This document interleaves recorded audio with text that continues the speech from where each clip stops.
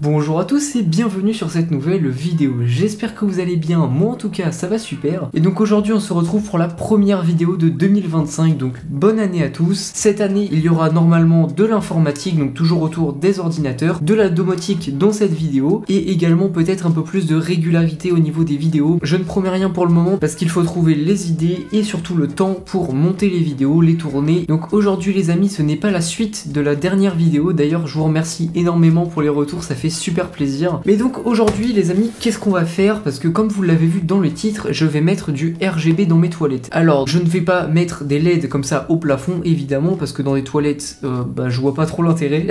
Mais je suis allé sur AliExpress et ça m'a donné quelques idées plutôt sympathiques, donc on va voir tout ça aujourd'hui. Et je souhaite passer un petit remerciement à Astral8, donc si tu passes par là, salut à toi, parce qu'il m'a aidé un petit peu à choisir les objets que je vais vous présenter aujourd'hui. Juste avant de commencer, n'hésitez pas à mettre un petit pouce bleu, à vous abonner, à commenter cette vidéo si vous voulez voir plus de contenu sur la domotique ou le Home Lab en général, parce qu'en effet tout ça va fonctionner avec Home Assistant, c'est assez réputé aujourd'hui dans le monde de la domotique. Et si je trouve ces articles plutôt bien, je vous mettrai tout simplement des liens en description pour que vous puissiez aller voir.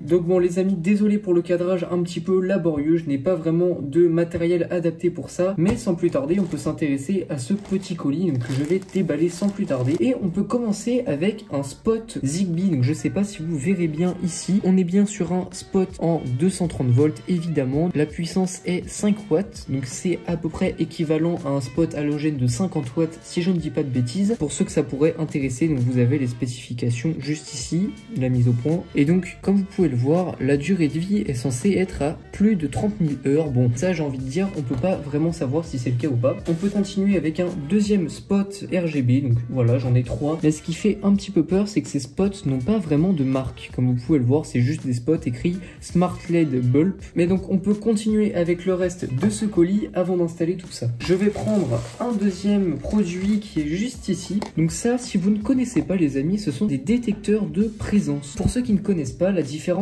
entre un détecteur de mouvement et un détecteur de présence, c'est qu'un détecteur de mouvement va juste détecter avec des infrarouges s'il y a un mouvement ou pas, et donc ici le détecteur de présence va analyser un peu plus en détail la pièce. Même si vous ne bougez pas, le détecteur sera capable de savoir si vous êtes dans la pièce ou pas, mais donc globalement voilà à quoi ça sert.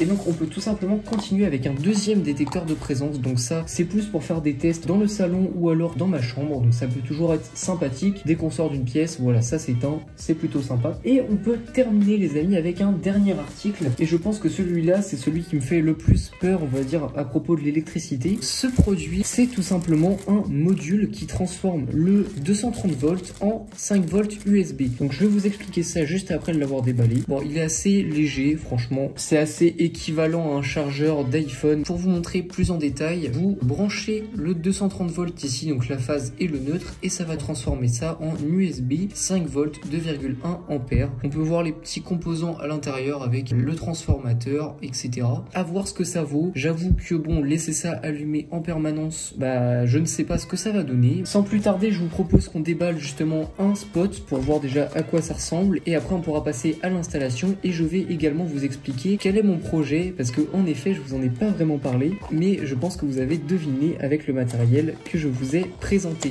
Bon voilà, j'ai réussi enfin à ouvrir ce spot. Voici le spot qui me paraît très léger pour le coup, hein. Ça fait je pense dans les 30 grammes à peine. Il n'y a aucune marque dessus, hein. À moins que ce soit Ewelink. Après vérification, Ewelink n'est pas une marque mais bien une application qui permet de relier des ampoules ou toutes sortes de produits connectés. Donc on ne connaît pas réellement la marque de ce spot, mais on peut bien voir que c'est un Zigbee comme c'est écrit juste ici. Alors ce qui est assez intéressant les amis, c'est que vous pouvez le voir juste ici, c'est qu'on a un logo Philips Hue. Alors ça pour le coup j'ai un doute. Donc est-ce qu'on peut vraiment relier un spot comme ça sur Philips Hue? On va tout simplement tester juste après, parce que j'ai une passerelle Philips Hue où toute ma maison est connectée dessus en termes d'éclairage. Et vous allez me dire pourquoi t'as pas pris du Philips pour les toilettes. C'est un petit peu logique parce que voilà, le temps qu'on passe aux toilettes, j'ai envie de dire, ne vaut pas le prix d'une ampoule Philips. Voilà, tout simplement. Sur ce les amis, je vous propose qu'on déballe également le détecteur de présence. J'ai oublié de préciser, mais c'est également du Zigbee. Ah oui d'accord, je pensais que c'était beaucoup plus petit en fait. Je pensais pensez que ça c'est vraiment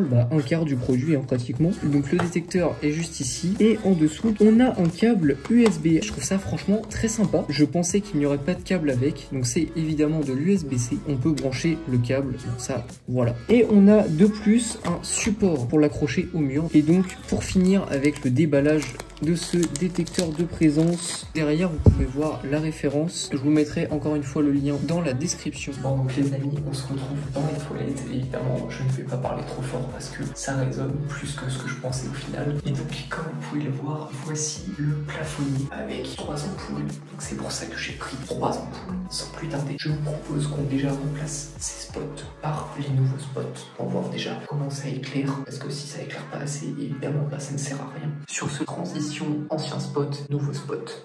C'est parti, 3, 2, 1. Bon, donc là il clignote comme vous pouvez le voir, sauf celui du milieu qui reste fixe. Ça veut sûrement dire qu'ils ont besoin d'être appairés. Bon donc les amis, on se retrouve dans une autre pièce pour tester parce que là sinon ça va être compliqué avec le micro. Je vais ajouter des accessoires, donc je vais ajouter des lumières et je vais faire rechercher. J'espère que ça va marcher. Sur ce c'est parti. On recherche des ampoules, il est censé y en avoir 3. Une lumière trouvée, c'est plutôt bien, il en manque 2. Et 3 lumières ont été trouvées les amis, c'est génial. Sur Philips c'est censé fonctionner, je vais faire commencer la configuration. On peut nommer les lumières, donc je vais faire ça et je vous reprends juste après. Bon donc les amis, on se retrouve tout simplement le lendemain de la dernière séquence que vous avez vue et j'ai eu quelques galères à configurer les spots via Philips Hue, je ne sais pas pourquoi. Il y a un seul spot qui a été reconnu correctement, les 2 autres spots ne voulaient pas s'éteindre en fait via l'application, donc c'était un petit peu bizarre. Je suis tout simplement allé dans la section informations supplémentaires de la lampe et donc comme vous pouvez le voir avec les 2 captures d'écran, il y en a une où on voit la marque Ewelink et l'autre on ne voit aucune marque. Et donc ça m'a fait ça sur 2 spots. Donc sur ce que je vous propose, c'est qu'on configure les spots sur Home Assistant via l'intégration ZHA avec une clé Zigbee. Donc je vous en parle un petit peu plus juste après parce que Philips ne marche pas avec les spots. C'est dommage. Ça aurait été étonnant que ça fonctionne du premier coup. Même au niveau de l'éclairage, c'est un petit peu moins lumineux que les spots précédents, mais ça suffit amplement pour des petites pièces qui n'ont pas besoin forcément de beaucoup d'éclairage. Bon, donc les amis, je vous fais cette petite voix off tout simplement pour vous dire que j'ai racheté 2 autres spots sur AliExpress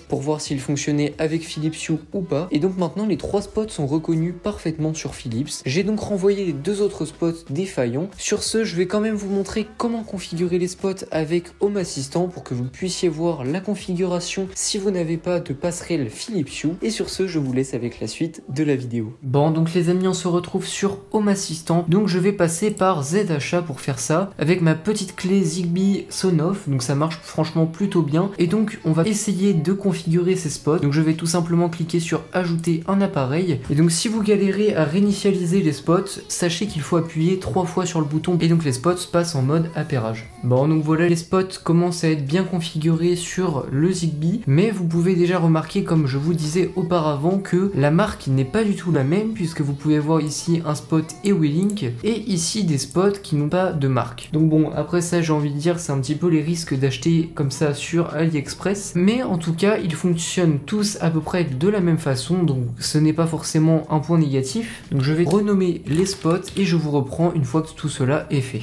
Et donc les amis, voici les 3 spots qui sont configurés. Les fonctionnalités restent à peu près les mêmes. On a toujours la lumière avec évidemment la palette de couleurs. Et on a aussi le comportement au démarrage. Donc qu'est-ce que fait le spot quand le courant s'éteint ou revient. Et donc c'est tout ce qu'il y a à faire pour le moment sur ces spots. Ce que je vous propose maintenant, c'est qu'on passe à la configuration du capteur de présence. Donc il y a, comme vous pouvez le voir, un seul bouton juste ici qui permet de réinitialiser le capteur. Donc je vais le brancher sur l'ordinateur avant de le mettre dans les toilettes. Comme ça la configuration sera déjà effectuée. Il suffit de brancher ce câble sur l'ordinateur. Donc le petit boîtier va commencer à se mettre en mode appairage comme vous pouvez le voir juste ici. Et donc maintenant il suffit d'ajouter un appareil en cliquant et le détecteur devrait apparaître dans quelques instants. Donc c'est assez rapide normalement. Voilà, donc on va pouvoir configurer la pièce qui est les toilettes juste ici. Je vais le nommer capteur de présence évidemment. Maintenant si je clique sur capteur de présence, vous voyez qu'on a quelques informations plutôt sympathiques dont la distance de la cible. Donc c'est à quelle distance on se situe du capteur. L'éclairement, c'est tout simplement la luminosité en luxe. Et donc ça veut dire que si je mets ma main sur le capteur, vous pouvez voir que l'éclairement diminue. Et si j'enlève, ça réaugmente. Et l'occupation, c'est l'état. Et donc s'il détecte une personne ou pas dans la pièce. Et en dessous, on peut voir un autre onglet configuration avec la portée maximale que moi personnellement je vais régler sur 6 mètres. C'est déjà très suffisant. La portée minimale que je vais mettre sur 0 mètres. Donc ça veut dire qu'il détecte à 0 mètre de distance. Et donc je vais régler la sensibilité au mouvement à 4. Donc ça c'est selon le niveau de détection que vous souhaitez. Donc ça veut dire que si vous voulez vraiment que lorsque vous ne bougez pas, il vous détecte, il faut augmenter ce niveau de sensibilité. Sinon vous laissez vers 4 ou 5, ça suffit très largement. Et vous pouvez aussi modifier le temps de remise à 0. Donc ça veut dire que dès que vous quittez la pièce, il y aura un minuteur qui va s'enclencher pour que l'occupation redevienne à non occupée. Moi je vais mettre cette valeur sur 10 secondes. Voilà, en 10 secondes, je pense quand même qu'il y aura un mouvement. Bon, donc sur ce les amis, ce que je vous propose, c'est qu'on installe tout ça dans les toilettes. Je vais vous faire un petit timelapse parce que brancher des fils, ce n'est pas forcément très intéressant. Et surtout, je n'y connais pas grand chose, donc j'ai pas envie de vous dire de bêtises au niveau de l'électricité. Donc renseignez-vous quand même avant de faire ça. Moi, je sais à peu près ce que je fais, donc ça devrait aller. Et donc c'est parti pour l'installation. Moi, je vais aller chercher des fils électriques pour relier ce petit module au courant. Et je vais également installer le détecteur de présence. Sur ce, c'est parti timelapse.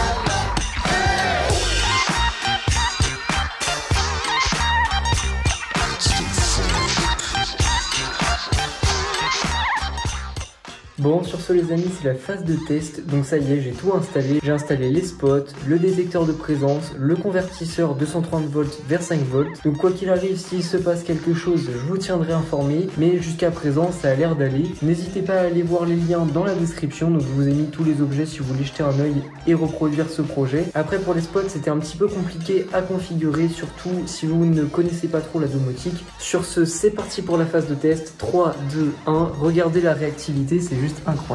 Donc comme vous pouvez le voir, le spot est juste ici. Donc j'ai mis le détecteur de présence juste ici, donc avec son câble USB qui passe à l'intérieur et qui est relié directement au convertisseur 230 volts 5 volts. Pour l'instant il marche, donc ça va. Le cable management n'est pas forcément terrible en extérieur, faut que je retravaille un petit peu ça. Et donc voici les spots, franchement ils marchent plutôt bien. Après il faut que je configure quelques petites automatisations en fonction des horaires. Et si vous aussi vous êtes intéressé par l'allumage des lumières en fonction des horaires, ça veut dire que dans la nuit une lumière sera évidemment plus faible et d'une autre couleur que le jour. Je vous recommande cette extension Adaptative Lightning, c'est un GitHub tout simplement. Je vous mettrai le lien en description également si ça vous intéresse. N'hésitez pas à jeter un œil. Moi il faut que j'essaye de le configurer personnellement, mais j'ai déjà eu des bons retours sur cette extension. Et donc sur ce les amis, si vous êtes intéressés par des vidéos encore une fois domotique un petit peu plus poussées, parce que là c'était vraiment une petite vidéo pour le plaisir, dites-moi ça dans les commentaires. N'hésitez pas à vous abonner, à liker, et moi je vous dis à la prochaine pour de nouvelles vidéos. C'était Techno78, à plus. Et donc si vous aussi vous adorez le RGB pendant que vous êtes aux toilettes, bah n'hésitez pas, regardez ce que ça donne.